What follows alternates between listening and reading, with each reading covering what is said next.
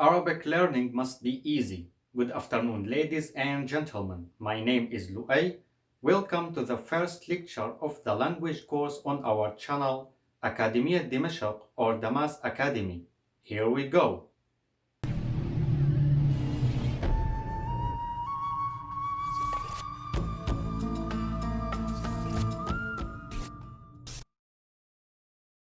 What shall we do today? So, in this video, you got to know the following. Of course, number one shall be the alphabet, but in the first step, you will just generally show the letters, what they look like and how they are called.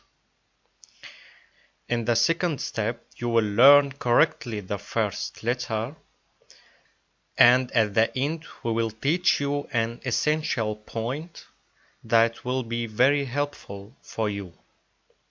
Before that, we have some information here as an introduction. The alphabet consists of 28 letters. There are letters in the alphabet which are pronounced in a way that only exists in Arabic. This means you won't find these sounds in any other language. The letters have different forms on where the letter placed in the beginning of the word or in the middle or at the end because the position changes the form of the letter. And in Arabic you write from the right side to the left. So the alphabet, it seems to be difficult. Never mind, we will have everything under control. Step by step, everything will be very easily explained. So I will now just pronounce the letter as they are called. Alif, Ba, Ta, Tha, Jim, Ha, Kha, Dal, Zal, Ra, Zai, Sin, Shin, صاد ضاد طه ظه عين غين فاء قاف كاف لام ميم نون هاء واو ياء. Did you notice that? These are the names of the letters such as F or L in English, etc. The letter for today is Alif. You just write the Alif in such a way that you draw a line from top to the bottom and then the symbol on the top. There is a video in a moment that clearly shows how to simply write the Alif. So I just said the letters have different forms.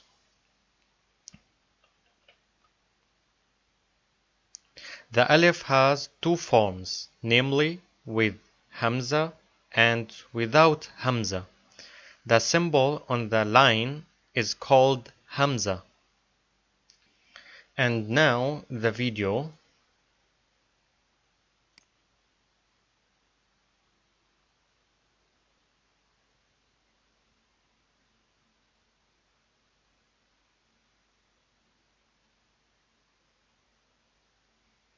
Slowly shown.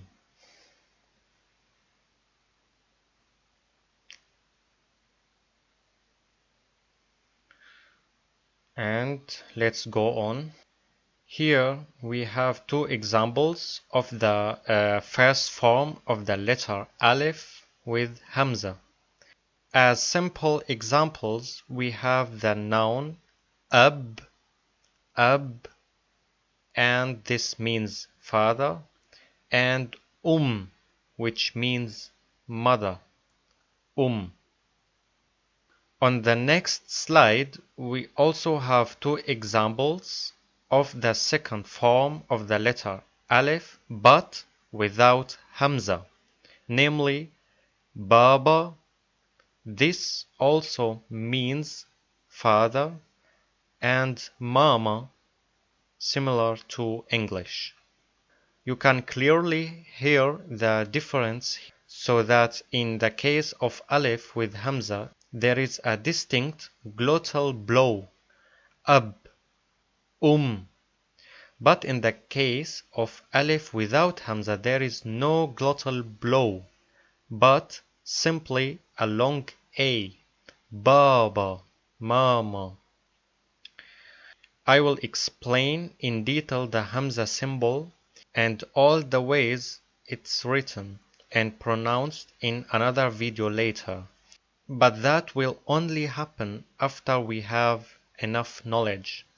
That was all about the first letter, Alif. And as a conclusion, we come to the important notes as promised at the beginning of the lecture. So, here's the important note. It's called Tashkilat. Tashkilat. To explain this, I can say, for people who want to learn Arabic, some very helpful little symbols have been written on top or under the letter.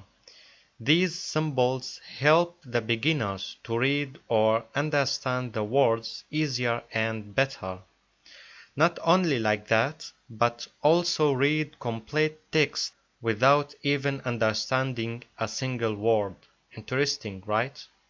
Tashkilat, or these little symbols, whatever their name is, are 5. We have the first symbol, and that is the line on some letters. It's called Fatha, and it just means to pronounce a short A. We have the second symbol. This symbol is written exactly like the letter Waw, and it's called Dhamma. You can just pull back the video and see what the letter Waw looks like. So you write this symbol in the same way but small, and it means short U. We have the third symbol, namely the line under any letter, and it's called Kasra and means a short I, pronounced E. The fourth symbol is called Sukun and is simply written like this, a circle on any letter. It means no vowel, silence, and if it occurs, for example, with the letter Mim, then you say with Nun, then N, with Lam, then L, etc. So simply no melody with the letter. And the last symbol we have got here is called Shadda. And the symbol actually doesn't belong to Tashkilat, but we need it also. Just write the little letter W, and it means duplicate, as in English the word letter or struggle, or the verb will, etc. Now we show our examples from before, but with Tashkilat. So, in the first word, we see Fatha on the Alif and Sukun on the second letter. With the second example, there is Dhamma on top of Alif, so we renounce the Alif here as a short U, and Sukun on the second letter simply without a melody. But if we look to the second form of Alif here, namely without Hamza, we see that there is no Tashkilat here. Yes, we don't need them actually. Why? Because here after the first letter is Alef without Hamza. Therefore, the letter is automatically pronounced like a long A. In the second example, it's exactly the same. Alef after the letter, therefore automatically long A. Mama, mama. That's it for this lecture. To practice writing the letter, I have attached a PDF file in the info box below. You can print it and then take your time to practice writing with it. I have also prepared a small quiz for you, which you can also print out in the info box below. With this quiz, you can check whether you have correctly understood the content of the lecture. And because all good things come in threes, I have summarized the content of the video again in a third document. You can also print this out. Maybe you can create a folder and file everything, so if you want to read something again later, you have it in your hand. I hope that the presentation was simple and understandable for you.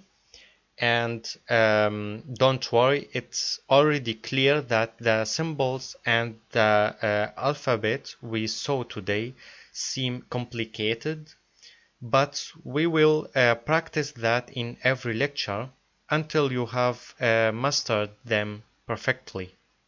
So, good luck and see you next time.